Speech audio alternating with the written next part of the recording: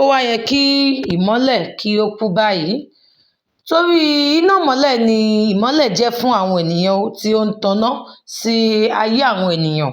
Àmọ́ àwọn èèyàn ni wọn ò tilẹ̀ kí ń kọbi ara sí ọ̀rọ̀ ìmọ́lẹ̀ tí wọ́n máa fi ọ̀rọ̀ wèrè àti ẹni tó ní áńgànná tí wọ́n máa fi wo àwọn ọ̀rọ̀ tí ó bá sọ fún wọn.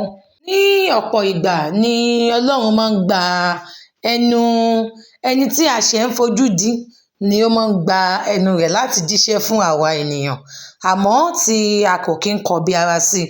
Ní ọ̀pọ̀ ìgbà ni Ọlọ́run tún lè gba ẹnu wèrè, ọmọ kékeré tàbí ẹni tí a ṣẹ̀ ń wò gẹ́gẹ́ bí èèyàn lásán, èèyàn bíntín ni Ọlọ́run máa ń gba ẹnu irú èèyàn bẹ́ẹ̀ láti bá wa sọ ọ̀rọ̀. Ẹ káàbọ̀ sí orí ìkànnì yìí. Múfì tí a fẹ́ máa ṣe review ẹ̀ fún wa ní èní ni Iná Ìmọ́lẹ̀. Múfì tí actor Afeez Ọwọ́ tí wọ́n jẹ́ producer fún, tí ó sì wà ní orí Ògìdán TV. Fún àwa tí a ti wo múfì náà, ẹ jẹ́ ká lọ sí orí Ògìdán TV láti lè lọ wo múfì náà. Múfì náà jẹ́ múfì tí ó dùn púpọ̀ púpọ̀. Kí a lọ wo bí ìgbọràn bí ó ṣe sàn ju ẹbọ rúrú lọ. Sinimá náà jẹ́ sinimá tí ó dùn púpọ̀ púpọ̀ tí mo dẹ̀ recommend pé kí a lọ wò. Àti fún àwa tí a tún wá wo múfì náà, ẹ̀kọ́ wo ni ẹ̀yin rí kọ́ ní inú sinimá náà? Ẹ jẹ́ ká mọ̀ ní comment section.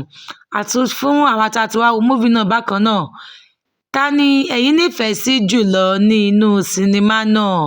Ẹ jẹ́ ká tún mọ̀ yín náà ní comment section. Iná Ìmọ́lẹ̀ jẹ́ sinimá tí gbogbo ènìyàn tí wọ́n gbọ́dọ̀ wò, torí pé sinimá tí ó kọ́ni ní ẹ̀kọ́, òun ni sinimá náà jẹ́.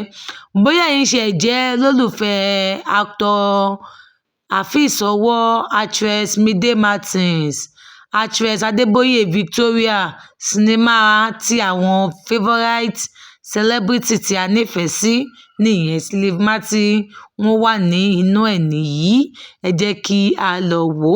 Ẹ̀yin olólùfẹ́ Àníkẹ́ Àmínà, sinimá tí ẹ máa wò nìyí, torí pé sinimá tí favourite actress tí ó wà ní inú ẹ̀ ni.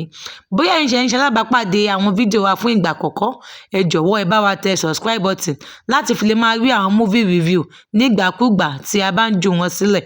A sì gbà ládùúrà pé ojú, etí àti ọwọ́ tí ẹ fi ń wò wá, tí ẹ fi ń gbọ́, kò ní di ní àṣẹ Elédùmarè o.